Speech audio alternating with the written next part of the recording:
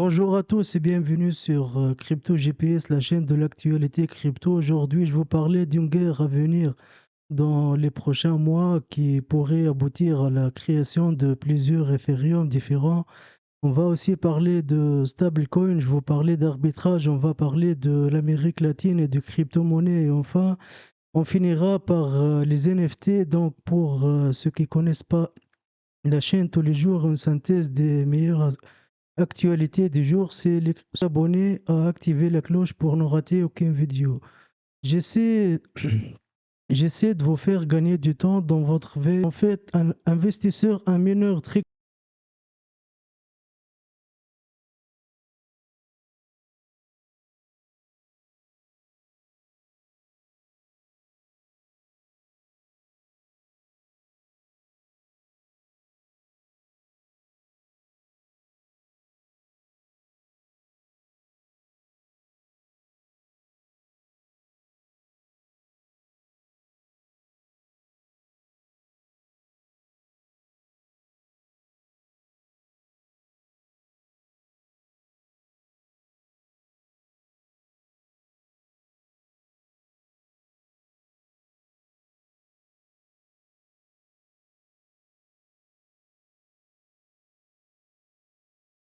connu en Chine, un influenceur crypto, on va dire extrêmement, extrêmement connu qui s'appelle Chandler Juo.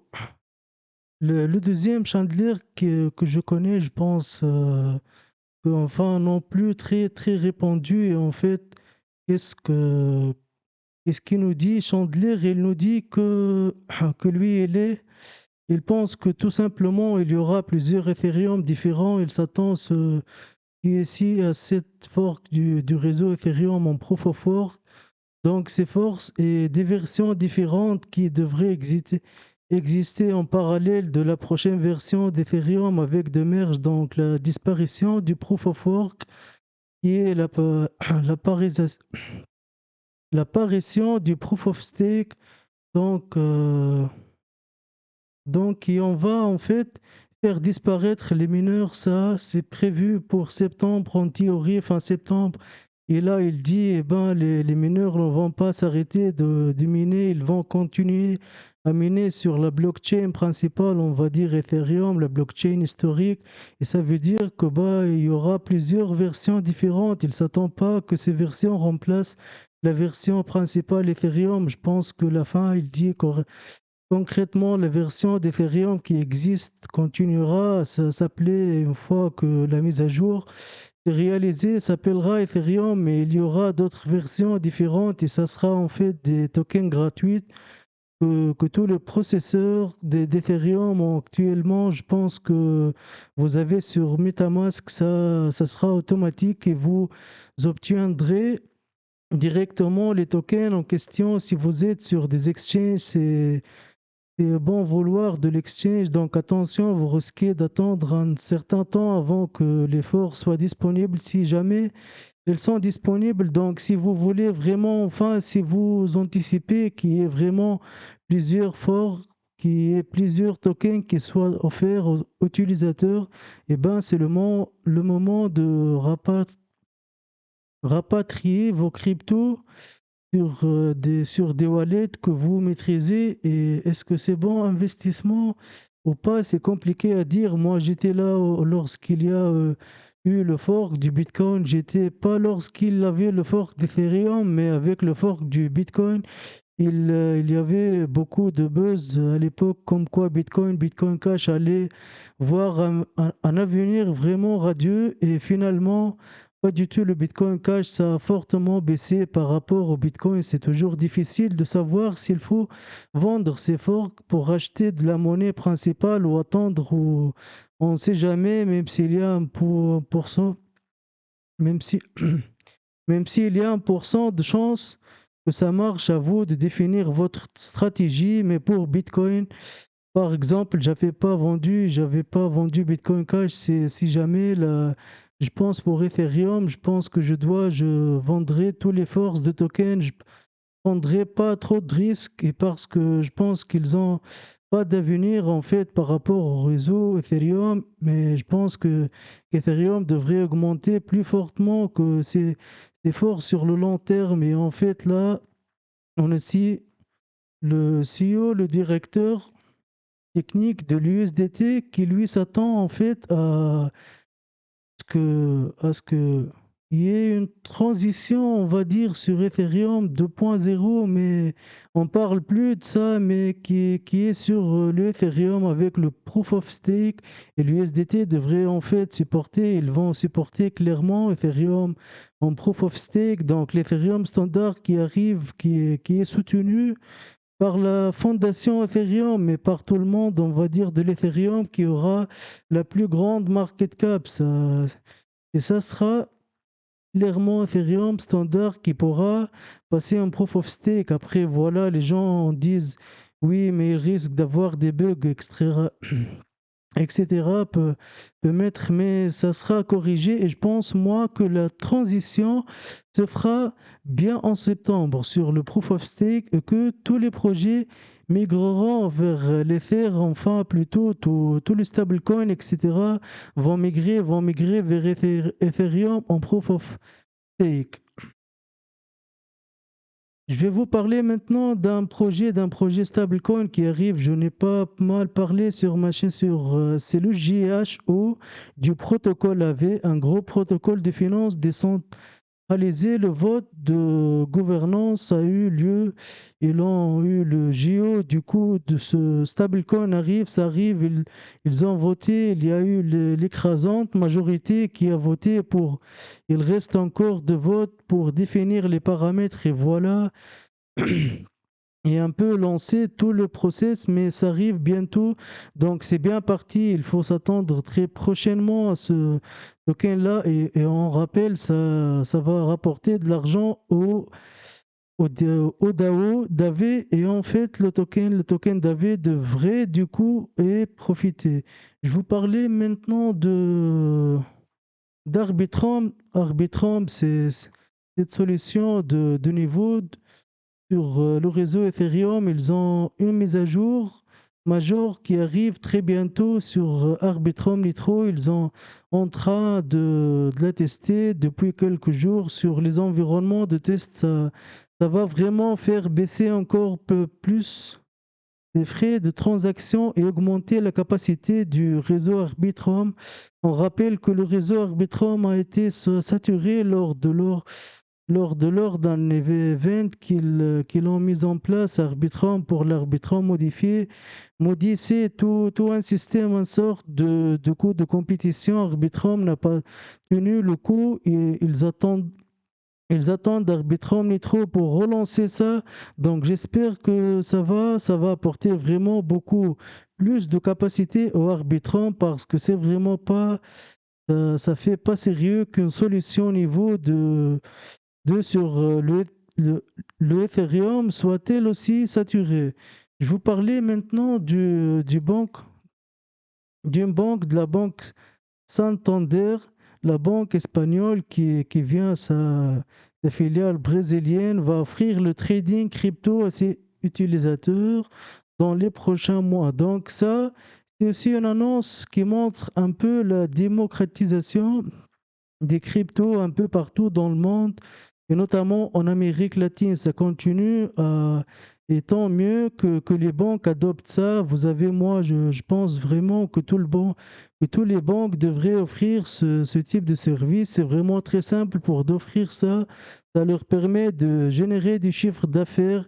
Ça permet aux utilisateurs d'acheter encore plus facilement des choses sans forcément passer par un exchange ou transférer les cryptos, etc. C'est quand même bien plus simple. Après, bien sûr, vous confiez la gestion de vos cryptos à la banque. Bon, après, ce qui est, enfin, je pense que tout le monde confie aussi la gestion de son argent à la banque. Moi, personnellement, clairement, je ne confierai pas mes cryptos à une banque. Mais si c'est plus facile pour le grand public, eh ben, c'est peut-être une solution adoptée. Je pense que ça va être compliqué d'aller expliquer comment sauvegarder, enfin comment utiliser un ledger et les autres clés de sauvegarde, etc. Une personne qui n'y connaît absolument rien en technologie, alors que via une banque, c'est quand même bien plus facile. Je vous parlais maintenant aux NFT.